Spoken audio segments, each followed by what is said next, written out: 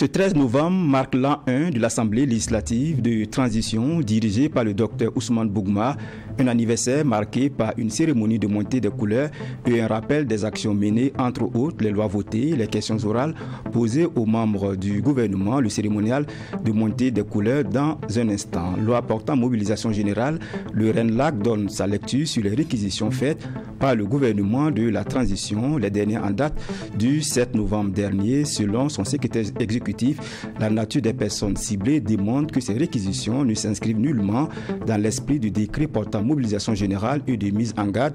Vous entendrez Sagado Nakanabo dans cette édition. À suivre également dans cette édition la cérémonie officielle de remise des prix de la première édition du hackathon sur la production de pain à base de matières locales. Sur les 31 candidats, c'est Maurice Tala Dakambiri qui est reparti avec le premier prix pour sa production du pain à base de patates à chair orange. Voilà pour le sommet. Merci de suivre cette édition de la mi-journée. La 3e législature de la transition célèbre son premier anniversaire.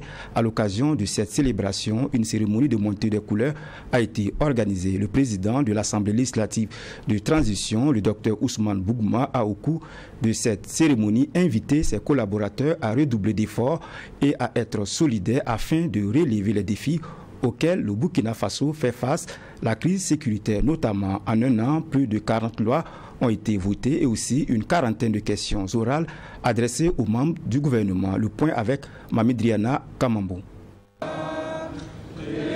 7h30 ici à l'Assemblée législative de transition. Le président de l'institution, Ousmane Bougouma, les députés, le personnel administratif et les agents de sécurité entonnent à l'unisson le ditanier. Une cérémonie qui marque le premier anniversaire de la 3e législature de la transition burkinabé. À l'occasion, le président de l'Assemblée législative de transition a dressé le bilan des acquis engrangés au cours de ces 12 mois. Plus de 40 lois votées, près d'une quarantaine de questions orales posées au gouvernement, 5 missions d'information.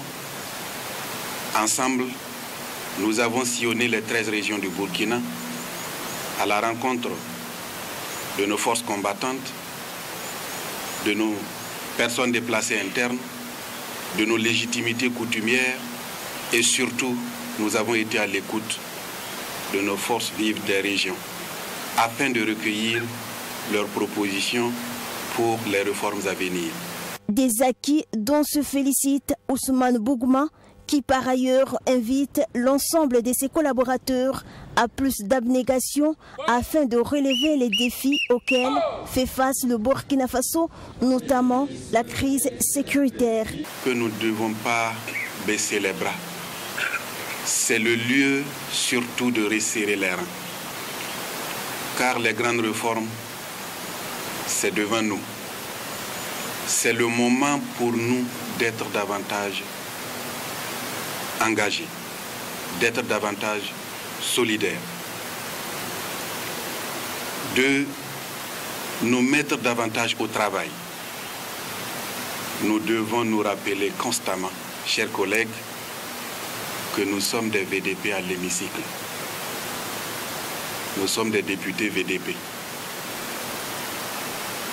Et pour cela, nous n'aurons de repos que lorsque le pays sera complètement en paix.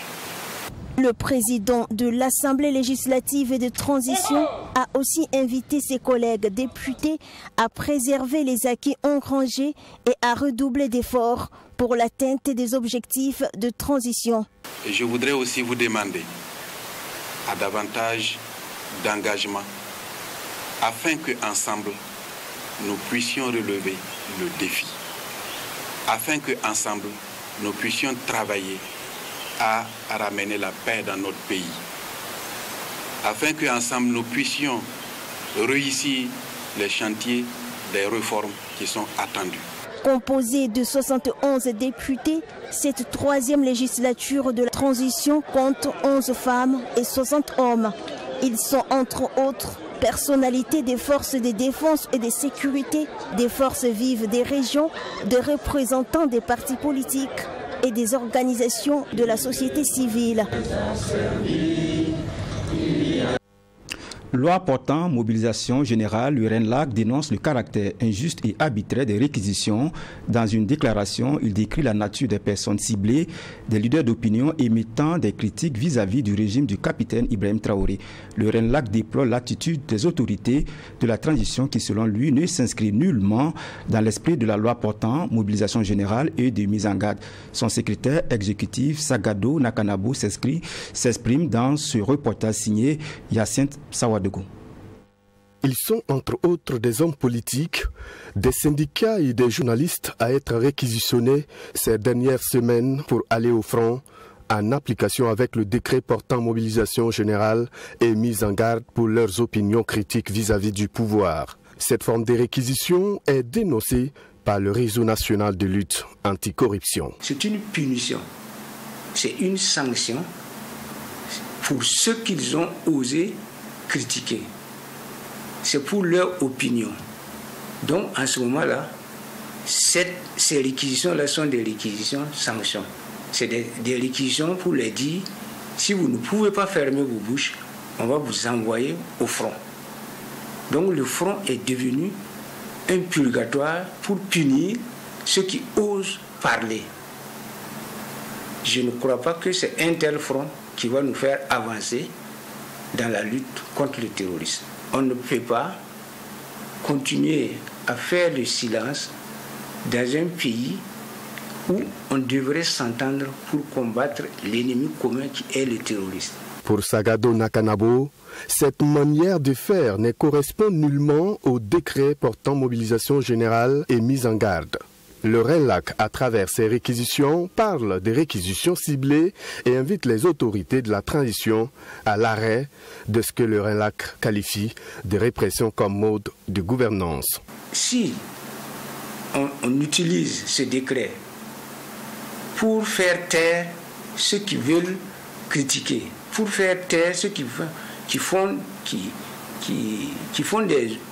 des opinions qui objectent sur la gouvernance, c'est complètement à côté. On n'a pas fait le décret pour punir, on n'a pas fait ça pour réprimer, on n'a pas fait cela contre des gens qui ne se taisent pas, comme nous autres. On a fait le décret, selon nous, en tout cas ce qu'on a compris, c'est pour favoriser la lutte.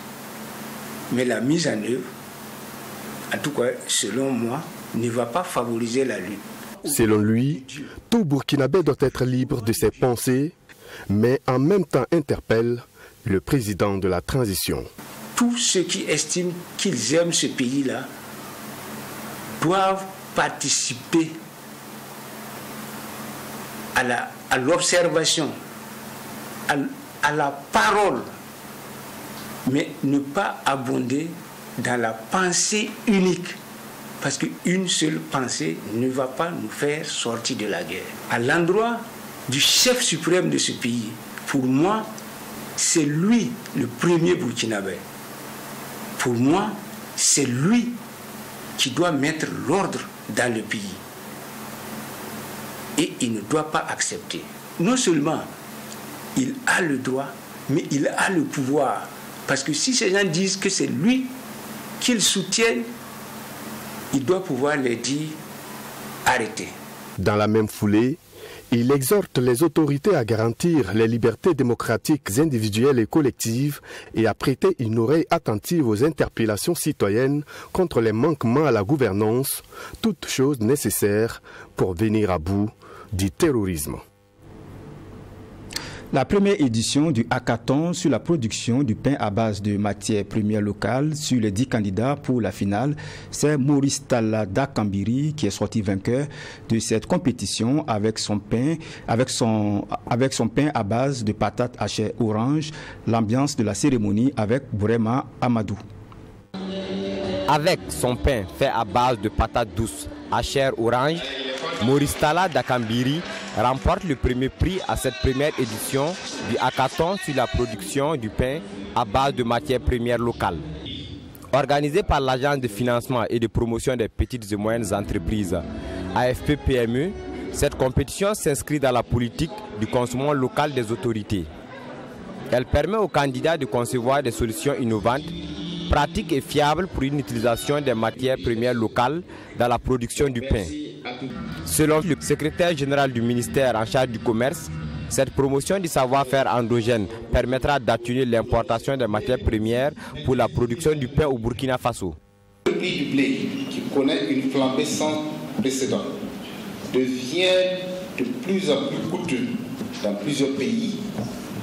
Je puis vous assurer qu'il existe de nombreuses possibilités d'incorporation des céréales cultivées localement pour produire du pain au Burkina Faso. Le principal avantage pour le consommateur réside dans la nutrition.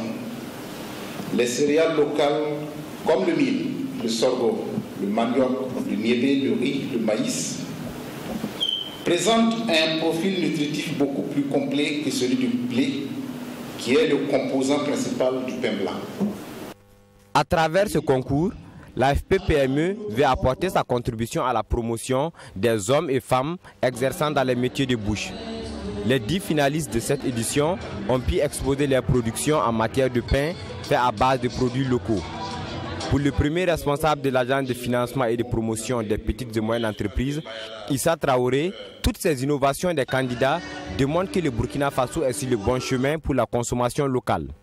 En contribuant ainsi à réinventer le pain, en le rendant beaucoup plus local, endogène, nous pensons que nous allons trouver des solutions, n'est-ce pas, pour l'alimentation de nos populations et partant créer des modèles économiques permettant, n'est-ce pas, à des jeunes entrepreneurs de pouvoir créer des entreprises, pouvoir les faire développer, partant créant de l'emploi, de la recherche et la croissance économique pour le Burkina Faso. Après plus de 10 ans dans le domaine de la pâtisserie, Maurice Talla Dakambiri voit aujourd'hui son travail récompensé. Il repart avec un chèque d'une valeur de 2 millions, une attestation et le trophée. Le lauréat du jour ne cache pas sa satisfaction. Il compte injecter l'argent reçu dans son entreprise pour davantage booster sa production. J'ai souscrit avec mon entreprise, VNM Star Industries, une entreprise que j'ai créée en juillet. J'ai même le numéro IFI et autres. Mais j'avais des difficultés à acquérir certains matériels, vu que dans ce domaine, les matériels de base sont excessivement coûteux, donc souvent, c'est pas facile. Donc ce prix va vraiment me permettre de pouvoir m'installer dans mon propre compte. Donc le message que j'ai à lancer, c'est dire aux consommateurs de pain de se préparer. Il y a une entreprise qui vient, qui va vraiment les permettre de pouvoir consommer des pains du pays. Les prix de cette première édition du hackathon sur la production du pain à base de matières premières locales vont de 500 000 à 2 millions de francs CFA. En plus des 3 prix officiels, 2 prix spéciaux ont été offerts. Ce sont le prix spécial recette des jeunes filles et le prix des personnes vivant avec un handicap ou personnes déplacées internes. L'engagement diplomatique en conquête de souveraineté des États et réalités géopolitiques, un thème qui est au cœur de la 3e grande conférence de l'École nationale d'administration et de magistrature. Le ministre d'État, ministre en charge de la fonction publique, le conférencier du jour, a expliqué les choix diplomatiques du Burkina et celui des pays en quête d'une véritable souveraineté dans un contexte de crise sécuritaire. Bassolma Bazi avait à ses côtés le chargé de mission du ministère en charge des Affaires étrangères, par ailleurs ancien ministre de la Communication, Alain-Edouard Traoré. On reste toujours avec Bourema Amadou. On ne va pas nous la donner gratuitement. On ne va pas nous la donner gratuitement. Et la question de la Le ministre d'État, ministre en charge de la fonction publique, n'est pas passé par 4 chemins pour expliquer les choix géopolitiques d'un État comme le Burkina Faso en quête de souveraineté dans un contexte influencé par les réalités géopolitiques. Pour le ministre Bassorma Bazié, la souveraineté d'un État s'obtient à travers de multiples sacrifices, car plusieurs conventions internationales censées protéger les États sont malheureusement bafouées par les grandes puissances dans le but d'assouvir les désirs de piller les ressources naturelles des pays comme le Burkina Faso. Le Burkina Faso a donc fait l'option de lutter pour sa souveraineté. Les mêmes conventions devaient protéger le pays. Un pays qui dit « je vais aller véritablement me rendre indépendant, chercher mon partenariat pour pouvoir me développer ». Ça aussi, ça devient un problème. Quand je dis ça devient un problème là, toutes les décisions qui ont été prises aujourd'hui, dans notre temps, avec le capitaine en tête, ceux qui sont en face là, je le dis, je le répète, ce n'est pas des enfants de cœur. Je répète, ce n'est pas des enfants de cœur. Et de ce point de vue, s'ils arrivent à mettre la main sur l'équipe dirigeante, voilà pourquoi je dis que ce n'est pas une question de temps. Les décisions qu'on prend là, ce n'est pas parce que c'est le moment qu'on les prend. On les prend parce que les dirigeants ont décidé dans cette période de dire si nous allons mourir, nous allons mourir. Mais il faut qu'on meure utile pour que notre peuple puisse vivre. C'est tout. Au cours de cette conférence, le ministre d'État avait à ses côtés le chargé de mission du ministère en charge des Affaires étrangères. Alain-Edouard Traoré a tenu à faire comprendre aux énarques ainsi qu'à tous les participants à cette conférence les différentes qualités que doivent avoir les diplomates pour servir convenablement son pays. Pour lui, la souveraineté politique vaut par les actes et les engagements. On est un pays qui n'est pas puissant dans le sens militaire ou économique du monde. Nous devons adopter une diplomatie conséquente. J'ai dit, aujourd'hui, il ne faut pas accepter de pression vis-à-vis de qui que ce soit. Il nous faut simplement nous baser sur le contexte international pour tirer notre épingle du jeu. Parce que notre pays a besoin de nos ressources, nos populations ont besoin de nos ressources et nos populations attendent de nos gouvernants que l'essentiel des richesses de cette nation puisse être exploité et pour leurs bénéfices. Cette conférence se tient autour du thème « L'engagement diplomatique entre conquête de souveraineté des États et réalité géopolitique ».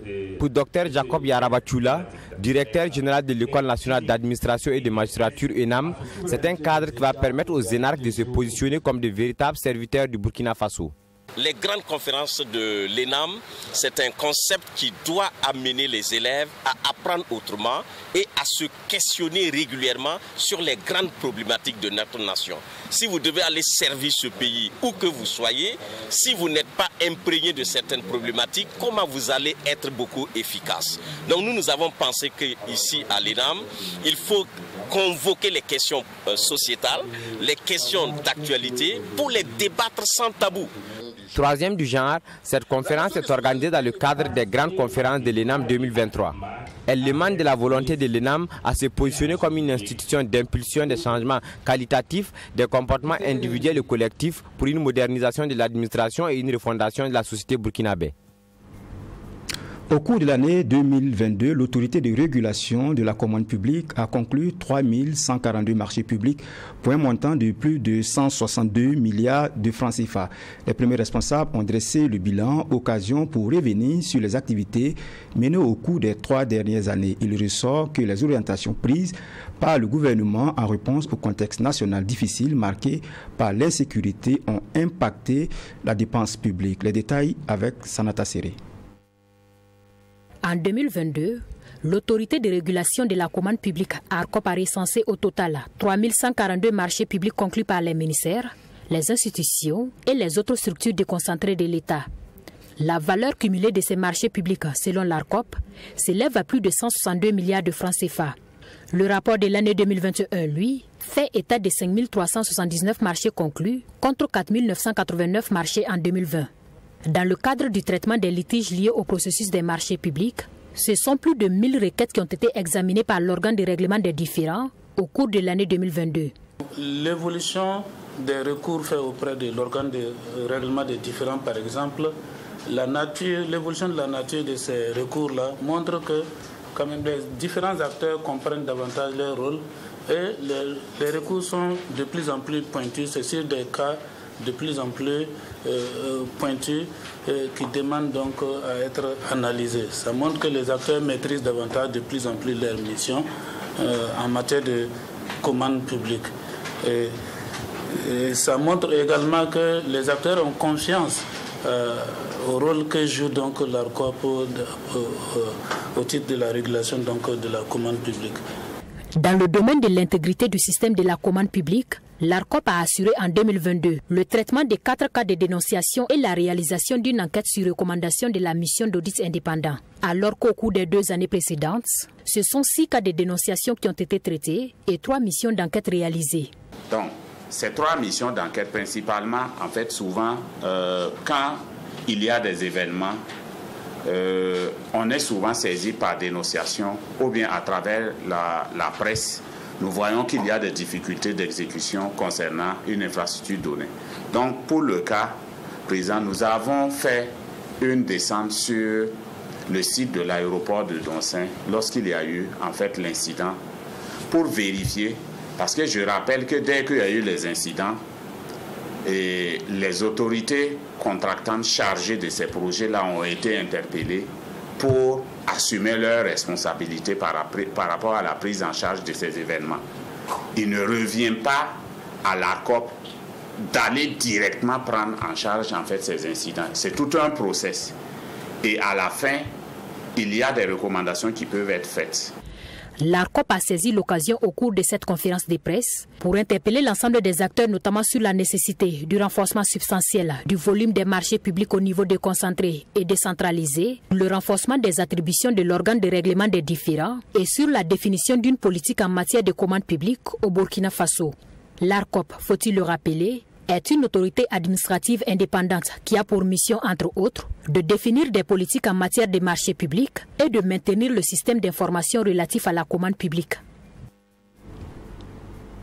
La page santé de cette édition s'intéresse à la migraine, un mal qui touche près de 11 millions de personnes, dont des adultes et des enfants. Il est important de distinguer le mal de tête qu'on appelle couramment céphalée et la migraine. Pour en savoir davantage, une de nos équipes a rencontré le professeur Anselme Dabilgou, neurologue, par ailleurs chef du service de neurologie au CHU Yalgado Ouedraogo. Il nous parle de la migraine, des conséquences et naturellement des causes, mais aussi du traitement dans ce reportage signé Mamidriana Kamambo. C'est une maladie neurologique très mal connue du grand public. La migraine touche environ 11 millions de personnes dans le monde. Selon le neurologue professeur Anselme Dabilgou, la migraine est un mal de tête pulsatile causé par les crises. Elle est accompagnée parfois de nausées et de vomissements. Avec des problèmes de photophobie, c'est-à-dire que en regardant la lumière là, ça fait mal aux yeux, ce qu'on appelle la photophobie. Également le bruit là, ça fait très mal aux oreilles, ce qu'on appelle la sonophobie. Donc c'est une maladie neurologique chronique. Bien qu'elle ne dispose de cause, les crises migraineuses sont les conséquences d'une hyperexcitabilité. À en croire le neurologue, ce phénomène est lui-même lié à une prédisposition génétique. On va faire un scanner cérébral, on va faire une IRM cérébrale, mais on se rend compte qu'il n'y a pas de cause. C'est certainement un problème génétique, génétique, parce que dans la famille, il y a un antécédent de migraine. La migraine, tout comme la céphalée, se manifeste par un mal de tête. Y a-t-il une différence entre les deux? Oui, la migraine, c'est un type de céphalée. Parce qu'on a des céphalées qui sont aiguës, qui peuvent être brutales. Et quand c'est comme ça, il faut voir, il y a une cause. Quand c'est brutal, aigu, on peut avoir une cause, notamment un accident vasculaire cérébral. Et on peut aussi avoir des céphalées chroniques qui peuvent évoluer par épisode. Une fois par semaine, 2 fois par semaine, 3 fois par semaine, qui se répètent de la même manière. Là, on peut parler de migraine. On a aussi des céphalées qui augmentent d'intensité au fur et à mesure, ce qu'on appelle les céphalées progressives. Et là, ça peut être lié à une tumeur du cerveau. Pour le professeur Dabilgou, le traitement de la migraine se repose sur la prise d'analgésiques. La prise de ces médicaments préventifs peut aider à gérer les migraines. Il y a ce qu'on appelle le traitement de la crise. Le traitement de la crise, la personne a mal, ça c'est le traitement de la crise. Il y a des médicaments qui sont réputés pour être des médicaments de la crise. Et il y a aussi le traitement de fond. le traitement de fond, lorsqu'on a beaucoup de crises de migraine, donc le traitement de fond va viser à espacer les crises de migraine. Par exemple, quelqu'un qui a 10 crises de migraine par mois, lorsqu'on va mettre le traitement de fond, au lieu d'avoir 10 crises, ça va se limiter à 2 ou 3 crises par mois. Il faut noter aussi qu'un mal de tête peut survenir en raison du manque de sommeil, du stress ou encore de l'exposition à un bruit fort. Cependant, si ces maux de tête se répètent de manière rapprochée, le neurologue invite la population à prendre attache avec un spécialiste et d'éviter l'automédication. C'est tout pour cette session d'information. Merci à vous qui l'avez suivi. Le programme se poursuit sur Truth TV.